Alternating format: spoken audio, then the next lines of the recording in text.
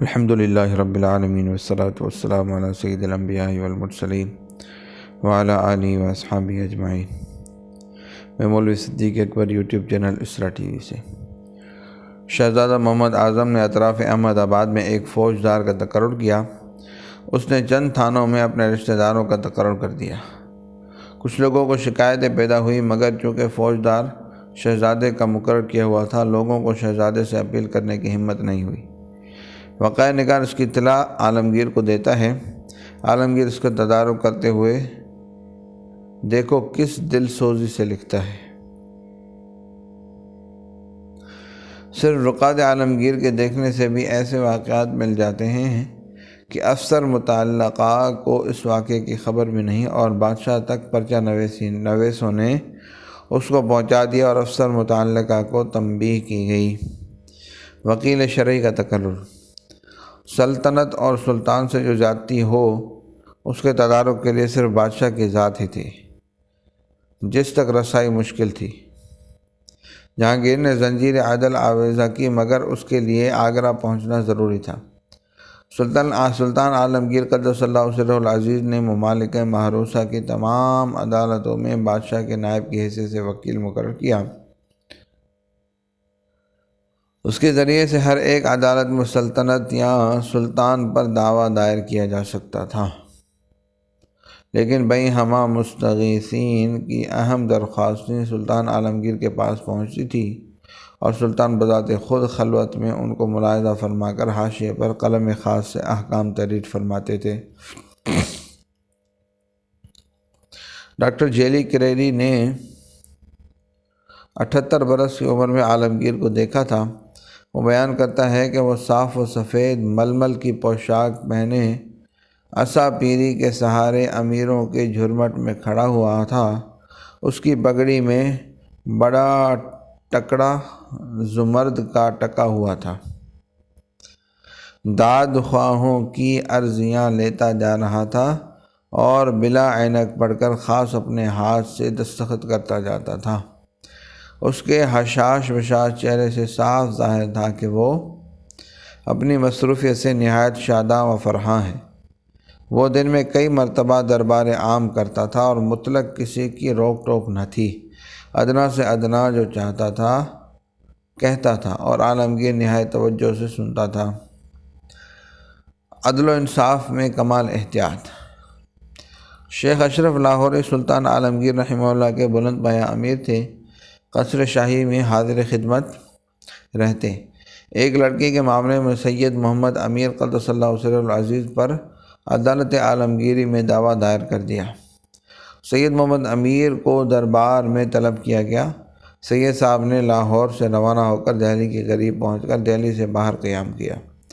سلطان کو جب سید صاحب کے پہنچنے کا علم ہوا تو شیخ اشرف کو حکم ہوا کہ دہلی سے نکل کر وہ بھی اتنے ہی فاصلے پر قیام کریں اور بلا طلب حاضر نہ ہوں۔ جب سماعت مقدمہ کے لیے طلب کیا جائے تب حاضر ہوں کہ در سر رشتہ عدالت و حکم شرع مقدس رعایت داری عہد عزم صاحبان نہ خواہد شد۔ جب شیخ اشرف نے شکنجہ عدالت کی یہ چستی دیکھی، سارا ناز ختم ہو گیا اور اپنے دعوے سے دستبرداری دے دی۔ ترک دنیا، مذہبی جذبات، زہد و تقوی۔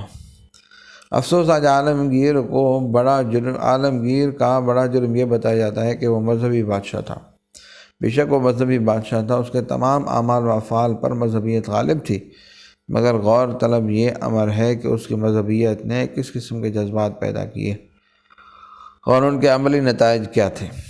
ہمارا یقین ہے اور یہی حق ہے کہ اسلام وہ مذہب ہے جس کی پابندی ہی عدل و انصاف، رعایا پروری اور رحم گستری کے بے لوث جذبات انسان میں پیدا کر دیتی ہے۔ عالمگیر کے کارنامے اس کی مثال ہے۔ عقیدہ تھا عمل والی داراں فا و ازرار خلق اللہ اثر دارت۔ والی کا عمل خلق اللہ کو نفع اور نقصان پہنچانے میں اثر انداز ہوتا ہے۔ تم پہلے پڑھ چکے ہو کہ شاہ جہاں نے سرزنش کی تھی کہ شاہی دبدبے کے خلاف ہر ایک شخص سے عجز و انکساری سے پیش آتے ہو۔ اس کا جواب بھی گزر چکا۔ بندہ حضرت انس رضی اللہ تعالیٰ عنہ کے روایت کے بموجب عمل کرتا ہے کہ جو خدا کے لیے عاجزی اختیار کر لے اللہ تعالیٰ اس کو عزت بخشتا ہے، اور اسی بنا پر کسی کے دل شکنی کو سب سے بڑا گناہ اور بدترین عیب تصور کرتا ہے۔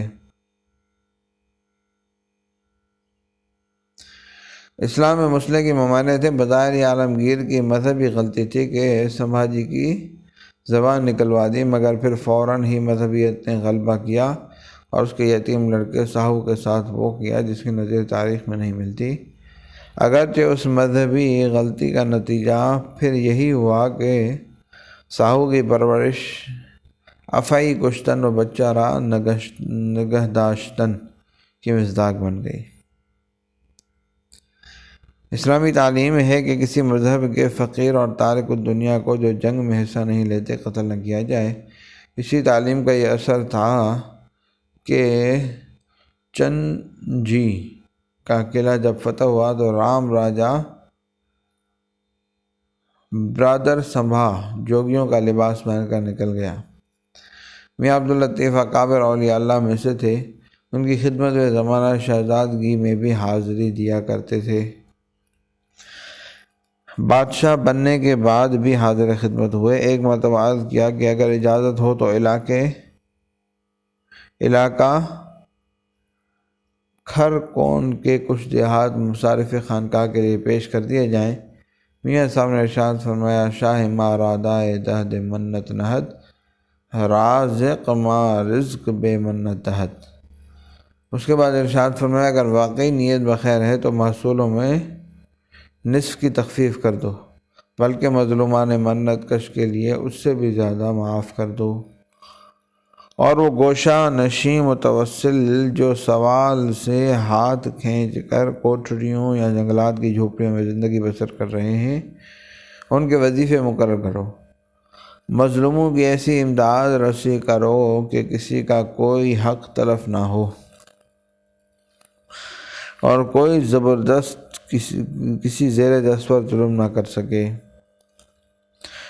چنانچہ عالمگیر نے دارا کی مہم سے پوری طرح فراغت بھی نہ پائی تھی کہ سال دوم جلوس میں تقریباً 80 ٹیکس یک قلم جملہ ممالک معروضوں میں معاف کر دیے، جن کی آمدنی کئی کروڑ روپیہ سالانہ تھی۔ چند ٹیکسوں کے نام درج ذیل ہیں: تے بازاری، چنگی، سرشماری، برشماری، برگدی، چرائی، بنجارہ، عرس و جاترا، ہنود کے بازاروں کا ٹیکس، مسکرات و قمار خانہ، خرابات خانہ وغیرہ کے ٹیکس، توغانہ، جرمانہ، شکرانہ وغیرہ وغیرہ۔ عمال اور عہدیداروں کو رشوت کی گنجائش دے دینے والا طریقہ نذرانے کا تھا۔ تمام وزراء اور عمال سالانہ جشن میں نیز ملاقات وغیرہ کے وقت گرا کر نذرانے پیش کیا کرتے تھے۔ جہانگیر نذرانوں کا تذکرہ اپنی تذک میں بڑے لطف اور مسرت سے کرتا ہے۔ نذرانوں کی تعداد بسا اوقات لاکھوں سے بھی تجاوز کر جاتی ہے، اور نذرانے کی چیز فراہم کرنے کے لیے ناجائز دباؤ سے اعمال دریغ نہ کیا کرتے تھے، عمال دریغ نہ کرتے تھے۔ عالمگیر نے رسم نذرانہ کو یک قلم منسوخ کر دیا۔ زہد و تقویٰ کا بڑا حصہ خاص اپنی ذاتی اور اخراجات سے متعلق ہے۔ سلاطین سابق کے زمانے میں بادشاہ کی جیب خرچ کے لیے کروڑوں روپیہ آمدنی کے علاقے مخصوص ہوتے تھے۔ عالمگیر نے چند گاؤں اپنے مصارف کے لیے مخصوص کر لیے تھے، باقی کو بیت المال قرار دیا۔ اس کی زندگی بالکل سادی اور زاہدانہ تھی۔ ڈاکٹر برنیز نے اس کو 1665 ہجری میں دیکھا تھا۔ وہ لکھتا ہے، نحیف و زار ہو گیا تھا، اور اس لاغری میں اس کی روزے داری نے اور اضافہ کر دیا تھا۔ لین پول صاحب لکھتے ہیں کہ اورنگزیب فرصت کے وقت کلاہیں بنایا کرتا تھا۔ بہرحال یہ مورخین کا متفقہ بیان ہے کہ وہ سلطنت کے بے پناہ مشاغل کے باوجود اپنی خوراک اپنے ہاتھ کی محنت سے بہم پہنچاتا تھا۔ وصیتوں کے سلسلے میں گزر چکا ہے کہ ٹوپیوں کی اجرت ہی سے تجہیز و تکفین کی وصیت فرمائی تھی۔ اس پر یہ تقویٰ اور یہ احتیاط کی کتابت قرآن حکیم کی اجرت کو تجہیز و تکفین پر صرف نہ کرنے کی وصیت صرف اس بنا پر کی کہ فرقہ شیعہ اس کو حرام کہتا ہے، یعنی تجہیز و تکفین میں وہ پیسہ استعمال ہو کہ کسی مسلمان تو درکنار کسی اسلام کی طرف خود کو منسوب کرنے والے کے نزدیک بھی اس میں کوئی کراہت نہ ہو۔ یہ ہے کمال تقویٰ۔ اسی طرح اس نے دربار کے تمام ساز و سامان کو ختم کر دیا تھا، چاندی کے بجائے چینی کی دوات کا حکم دیا، زر بفت وغیرہ کے خلعت موقوف کر دیے۔ دربار میں خلاف ادب تھا کہ کوئی کسی کو سلام کرے، اس لیے صرف سر پر ہاتھ رکھ دیتے تھے۔ 1080 میں ہجری میں عالمگیر نے حکم دیا کہ لوگ حسب سنت السلام علیکم کہا کریں۔ صلی اللہ تعالیٰ علی حبیبی سیدنا محمد وعلی آلہ و اصحابہ اجمعین برحمتک یا ارحم الراحمین۔